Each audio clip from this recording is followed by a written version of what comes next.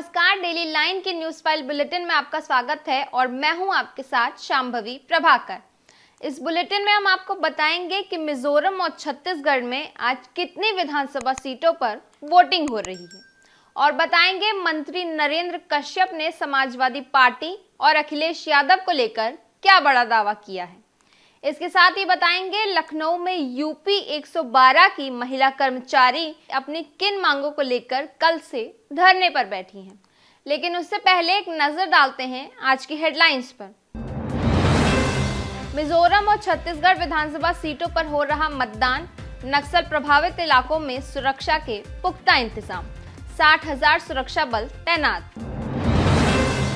मंत्री नरेंद्र कश्यप का सपा को लेकर बड़ा दावा, 2024 के लोकसभा चुनाव में नहीं खुलेगा सपा का खाता, एक बार फिर खिलेगा कमल।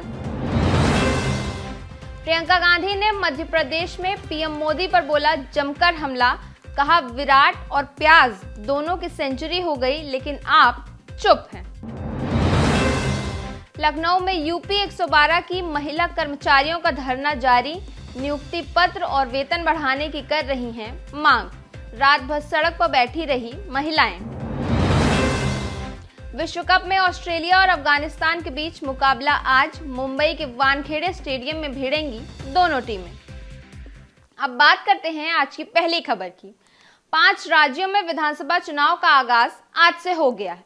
मिजोरम और छत्तीसगढ़ में आज यानी 7 नवंबर को विधानसभा सीटों पर वोटिंग हो रही है।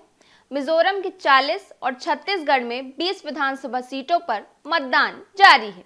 वहीं मिजोरम में एक ही चरण में सभी 40 सीटों पर वोटिंग होनी है। यहां नक्सल प्रभावित इलाकों में 60,000 सुरक्षा बलों की तैनाती की गई है। मिजोरम के सीएम जोरामथंगा सुबह ही वेंगलाई IYMA हॉल में बने पोलिंग स्टेशन पर वोट डालने पहुंचे, मगर ईवीएम मशीन खराब होने के चलते वो वोट नहीं डाल सके।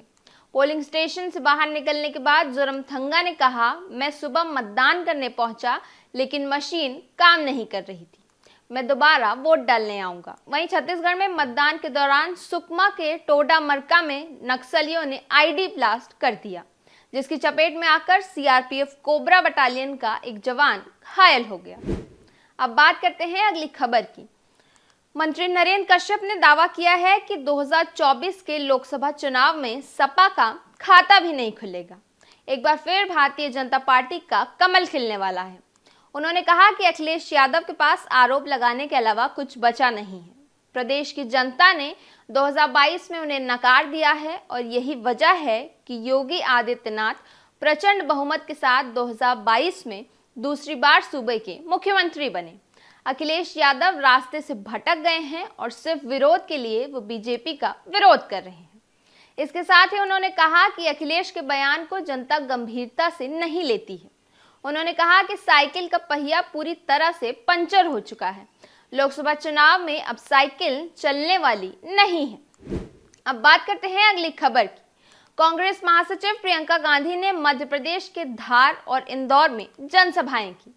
उन्होंने इंदौर में कहा कि जब कांग्रेस की सरकार थी तो मोदी कहते थे देखेंगे सचिन सेंचुरी मारेगा या प्याज। अब मैं उनसे पूछती हूं कि विराट और प्याज दोनों की सेंचुरी हो गई है, सरकार आपकी है लेकिन आप चुप हैं।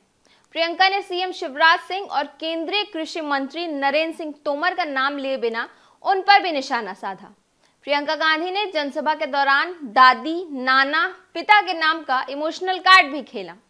उन्होंने प्याज की कीमत को विराट की सेंचुरी से जोड़ा और महंगाई पर केंद्र सरकार को घेरा। आरोप लगाया कि चुनाव की वजह से मोदी सरकार ने गैस सिलेंडर के दाम घटा दिए हैं। प्रियंका ने कहा कि मेरे पास मामा के घोटालों की पूरी लिस्ट है। अब बात करते हैं अगली खबर की। पुलिस कंट्रोल रूम 112 मुख्यालय की सैकड़ों आउटसोर्सिंग महिला कॉल टेकर नियुक्ति पत्र और वेतन बढ़ाने की मांग को लेकर सोमवार दोपहर से धरने पर बैठी हैं। पुलिस अफसरों ने उन्हें समझाने की कोशिश की लेकिन प्रदर्शन खत्म नहीं हुआ।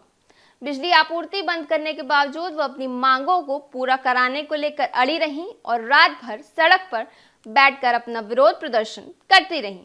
कर्मचारियों का आरोप है कि पुलिस प्रशासन ने धरना बंद कराने के लिए बिजली के साथ ही पानी और बाथरूम तक बंद कर दिया। वहीं सपा प्रमुख अखिलेश यादव ने एक्स पर पोस्ट कर सरकार पर निशाना साधा है। अखिलेश ने लिखा है कि ये है भाजपा के नारी वंदन का सच। अपने वेतन को पाने और महंगाई के इस दौर में थोड़ा बढ़ाने के लिए जब प्रदेश की वो बहन बेटियां धरने पर बैठी हैं, जो डायल 100 के जरिए दूसरों के दुख दर्द को सबसे पहले सुनकर उनकी मदद की व्यवस्था करती हैं, ये कैसी विडंबना है कि आज उनकी ही सुनने वाला कोई नहीं है। अब बात करते हैं अगली खबर की। विश्व कप 2023 का 39वां मुकाबला ऑस्ट्रेलिया और अफगानिस्तान के बीच आज यानी 7 नवंबर को मुंबई के वानखेड़े स्टेडियम में खेला जाएगा। ये मैच दोनों ही टीमों के लिए अहम होगा। ऑस्ट्रेलिया को सेमीफाइनल में पहुंचने के लिए ये मैच जीतना बेहद जरूरी है। उसके पास 10 पॉइंट्स हैं, वहीं अफगानिस्तान के पास 8 पॉइंट्स हैं। लिहाजा दोनों ही टीमों के लिए ये मैच अहम है। अगर ऑस्ट्रेलियाई टीम की बात करें तो वो प्लेइंग 11 में बदलाव के साथ उतर सकती है। डेली लाइन के मॉर्निंग न्यूज फाइल बुलेटिन में बस इतना ही। बने रहिए डेली लाइन के साथ।